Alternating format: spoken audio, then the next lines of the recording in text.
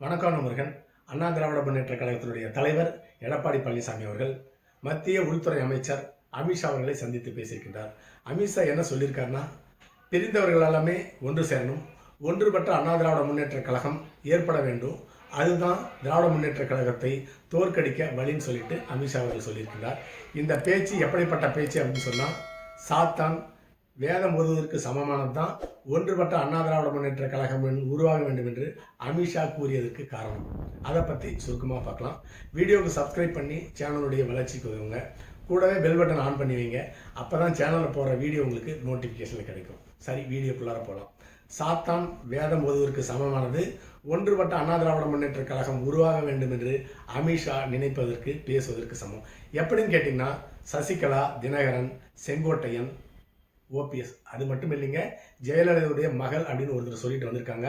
அவங்களையும் வச்சு அண்ணா திராவிட முன்னேற்ற கழகத்தை அழிக்க வேண்டும் அப்படின்னு நினைக்கிறதான் உள்துறை அமைச்சர் அமித்ஷா அவர்கள். அப்படிப்பட்ட தலைவர் ஒன்றுபட்ட அண்ணா திராவிட முன்னேற்ற கழகம் வேணும் அப்படின்னு நினைக்கிறதுக்கு காரணம் அந்த கட்சி அழிக்கணும் அப்படிங்கிறது தான் அவருடைய நோக்கமாக இருக்கிறது. அதனால தான் சாத்தான் வேதம் ஓதுகிறது அப்படின்னு சொல்லியிருக்கிறேன். தமிழ்நாடு மட்டும் இல்லைங்க, இந்தியாவில் எல்லா மாநிலத்திலையும் எதிர்கட்சிகளை அழித்து உடைத்து அந்த கட்சியினுடைய இரண்டாம் கட்ட தலைவர்களுடன் கூட்டணி வைத்து அந்த இரண்டாம் கட்ட கட்சியையும் தன்னுடைய கட்டுப்பாட்டில் வைத்துக்கொண்டு அந்த மாநிலத்தில் பாரதிய ஜனதா கட்சியை வளர்த்துறது தான் அமித்ஷா பாரதிய ஜனதா கட்சியினுடைய கடந்த கால செயல்பாடுகளாக இருக்கிறது. அப்படி இருக்கும் பொழுது எல்லா மாநிலத்திலையும் அழிச்சாச்சு, தமிழ்நாடு மட்டும்தான் பாக்கி இருக்குது. தமிழ்நாட்டிலையும் எல்லா திசையிலும் இருந்து முயற்சி செஞ்சு பார்த்துட்டார் அமித்ஷா அவர்கள். எல்லாமே தோல்வி அடைந்து விட்டது. அதனால தான் தற்பொழுது பிரிந்தவர் அனைவரும் ஒன்று சேர வேண்டும் என்று அறைகூவல் விடுத்திருக்கின்றார், சாத்தான் வேதம் ஓதுவதை போல.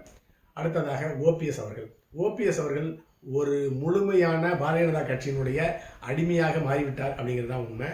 ஏன் அப்படின்னு கேட்டிங்கன்னா, அண்ணா திராவிட முன்னேற்ற கழகத்தினுடைய சின்னத்தை முடக்க வேண்டும், இரட்டை இலை சின்னத்தை முடக்க வேண்டும் சொல்லிட்டு தேர்தல் ஆணையத்திலையும் நீதிமன்றத்திலையும் வழக்கு தொடுத்து அந்த வழக்கு இன்னும் நிலுவையில் இருக்கு. அப்படிப்பட்ட தலைவர் தான், அப்படிப்பட்ட அண்ணா திராவிட முன்னேற்ற கழகத்தின் மூலமாக 3 முறை முதலமைச்சரானவர் தான் ஓபிஎஸ் அவர்கள். அது மட்டும் இல்லாமல் அண்ணா திராவிட முன்னேற்ற கழகத்தினுடைய தலைமை நிலையத்துக்கு சென்று கதவை உடைச்சி பூட்டை உடைச்சி அந்த தலைமை நிலையத்திற்கு சீல் வைத்தவர் தான் ஓபிஎஸ் அவர்கள். அப்படிப்பட்ட தலைவர் அனைவரும் ஒன்று கூடும் கூறியிருப்பதற்கு காரணம், ஒன்று கூடி அந்த கட்சியை உடைக்கணும், பாரதிய ஜனதா கட்சிக்கு இணக்கமாக செயல்பட்டு அண்ணா திராவிட முன்னேற்ற கழகத்தை அழிக்க வேண்டும் அப்படின்னு நினைக்கிறது தான் ஓபிஎஸ். இவரும் அமித்ஷாவினுடைய பின்புலத்தில் இயங்கிக் கொண்டிருக்கிறார் அப்படிங்கிறது தான் உண்மை. அடுத்ததாக தினகரன், துரோகி எடப்பாடி பழனிசாமியை முதலமைச்சர் வேட்பாளராக ஏற்றுக்கொள்ள முடியாது, அவரை மாற்ற வேண்டும். அவர் இல்லாமல் வேறு யார் வேணாலும் அண்ணா திராவிட முன்னேற்ற கழகத்தினுடைய முதல்வர் வேட்பாளராக இருந்துட்டு போகட்டும், நான் ஏற்றுக்கொள்கிறேன் என்று சொல்லியிருக்கிறாரு. அவருடைய நோக்கம் எடப்பாடி பழனிசாமி அண்ணா திராவிட முன்னேற்ற கழகத்தினுடைய தலைவராக இருக்கக்கூடாது அப்படிங்கிறது கிடையாது. அண்ணா திராவிட முன்னேற்ற கழகத்திற்கு தான் தினகரனாகிய தான் தலைமை ஏற்க வேண்டும். மீண்டும் அண்ணா திராவிட முன்னேற்ற கழகம் தன்னுடைய சசிகலாவுடைய குடும்பத்தினுடைய கட்டுப்பாட்டுக்குள் வர வேண்டும் அப்படிங்கிறது தான் அவருடைய எண்ணம். அடுத்ததாக சசிகலா, திராவிட முன்னேற்ற கழகத்தை எதிர்க்க வேண்டும் என்றால் பிரிந்தவரெல்லாம் ஒன்றா சேரணும், அப்போ தான் திராவிட முன்னேற்ற கழகத்தை எதிர்க்க முடியும், அழிக்க முடியும் அப்படின்னு சொல்லிட்டு சசிகலா பேசியிருக்காங்க. தான் எதையும் எதிர்பார்க்கவில்லை, ஒரு சாதாரண தொண்டனாகவே இருக்கின்றேன், எனக்கு எந்த விதமான பதவியும் வேணாம் அப்படின்னு சொல்லியிருக்கிறாரு. இது எல்லாமே பொய்யான கட்டுக்கதை. ஆயிரக்கணக்கான கோடி ஊழலாக ஜெயலலிதா இருக்கும்போது சம்பாரிச்சு வச்சுருந்தாங்க. அந்த பணத்தை காப்பாற்றணும் அப்படிங்கிறதுக்காக தான் இப்படிப்பட்ட கபட நாடகம் ஆடிக்கொண்டிருக்கிறார். இவரையும் வைத்து அண்ணா திராவிட முன்னேற்றத்தை அழிக்க முடியுமான்னு சொல்லிட்டு அமித்ஷா அவர்கள் திட்டம் போட்டிருக்கின்றார். அடுத்ததாக செங்கோட்டையன் அவர்கள், அவரும் அதே பல்லவிதான் படுறாரு. பிரிஞ்சவர்கள் எல்லாமே ஒன்றா சேர்க்கணும், அப்போ தான் கட்சி ஒற்றுமையாக இருந்தால் தான் திராவிட முன்னேற்ற கழகத்தை எதிர்க்க முடியும் அப்படின்னு சொல்லி பேசிட்டு அண்ணா திராவிட முன்னேற்ற கழகத்தில் குழப்பத்தை ஏற்படுத்திவிட்டு அமித்ஷாவை சென்று சந்தித்து வைத்திருக்கிறார். அமித்ஷாவும் குழப்பத்தை ஏற்படுத்தியவரை, அண்ணா திராவிட முன்னேற்ற கழகத்தில் குழப்பத்தை ஏற்படுத்தியவரை சந்திச்சிருக்காருன்னா எப்படிப்பட்ட ஒரு நபர் அமித்ஷா என்பதை நீங்கள் நன்றாக புரிந்து கொள்ளலாம். இவர் தான் ஒருங்கிணைந்த அண்ணா திராவிட முன்னேற்ற கழகத்தை உருவாக்குன்னு சொல்லியிருக்கிறாரு, சாத்தான் வேதம் போதுவதை போலவே. அதே போல அமித்ஷா அவர்கள் ஜெயலலிதாவுடைய மகள் அப்படிங்கிறவர் சந்திச்சிருக்காங்க. அவர் உண்மையிலேயே ஜெயலலிதாவுடைய மகளாக இருக்கட்டும், வாழ்த்துக்கள், சந்தோஷம். ஆனால் அவர் அண்ணா திராவிட முன்னேற்ற கழகத்தை அளிக்கணும்லாம் நினைக்கல. அவரை அமித்ஷா அவர்கள் தனியாக சந்தித்து பேசியிருக்கின்றார். அதற்கு காரணம், வருங்காலத்தில் இவரையாவது பயன்படுத்தி அண்ணா திராவிட முன்னேற்ற கழகத்தை தன்னுடைய கட்டுப்பாட்டுக்குள் கொண்டு வர முடியுமா, அதற்கு இவராவது உதவுவாரா அப்படிங்கிறதுக்காக தான் ஒரு நாட்டினுடைய உள்துறை அமைச்சர் இந்த ஜெயலலிதாவுடைய மகளை சந்தித்திருக்கின்றார். அடுத்ததாக இப்படி எல்லா வகையிலையும் அண்ணா திராவிட முன்னேற்ற கழகத்தினுடைய ஒரு கட்டுக்கோப்பான கட்சியாக தற்பொழுது எடப்பாடி பழனிசாமி அவர் மாற்றியிருக்கின்றார்.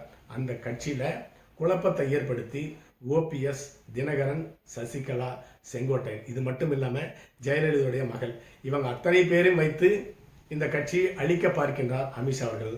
அவர் தான் தற்பொழுது அனைவரும் ஒன்றாக செயல்படுங்கள் என்று தற்பொழுது கூவிக்கொண்டு நாடகம் ஆடியிருக்கிறார்.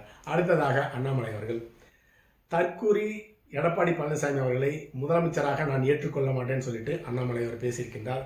அப்படி பேசப்பட்ட பிறகு 2026 சட்டமன்ற தேர்தலுக்கு அண்ணா திராவிட முன்னேற்ற கழகம் மற்றும் பாரதிய ஜனதா கட்சியினுடைய கூட்டணி அமைய வேண்டும் என்றால் எடப்பாடி பழனிசாமி அவர்கள் அண்ணாமலை மாற்ற வேண்டும் சொல்லிட்டு அழுத்தம் கொடுத்திருந்தார்.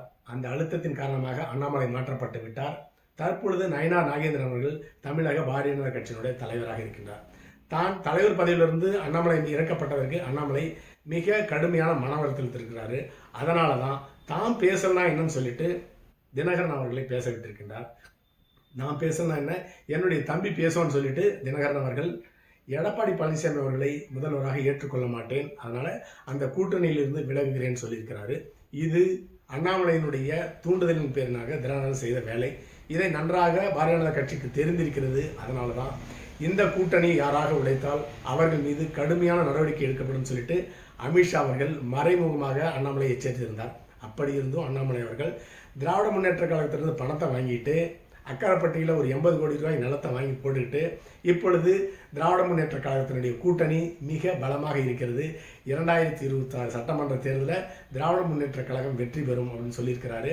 ஆன்டி இன்கம்பன்சியே இல்லை அப்படின்னு சொல்லியிருக்கிறது தான் மிக அற்புதமான ஒரு எடுத்துக்காட்டாக இருக்கணும். ஏன்னு கேட்டிங்கன்னா திமுக ஃபைல்ஸ் 1, 2 வெளியேறணும்னு சொல்லிட்டு கட்டுக்கதை விட்டுட்டு இருந்தாரு. அடுத்ததாக ஐஐடி மாணவி சம்பந்தப்பட்ட பாலியல் வழக்கில் அமைச்சருக்கு நேரடி தொடர்பில் இருக்கிறது. 10 நாள் கெடு விதிக்கிறேன், அந்த 10 நாட்களுக்குள்ளார அவருடைய பெயரை நீங்கள் எஃப்ஐஆரில் சேர்த்தலனா நான் வெளியிடுன்னு சொல்லிட்டு 10 மாதம் ஆச்சு, இன்னும் அதை வெளியிடவில்லை. அப்படிப்பட்ட நிலைமையில் தான் பாரதிய ஜனதா கட்சி இருக்கிறது.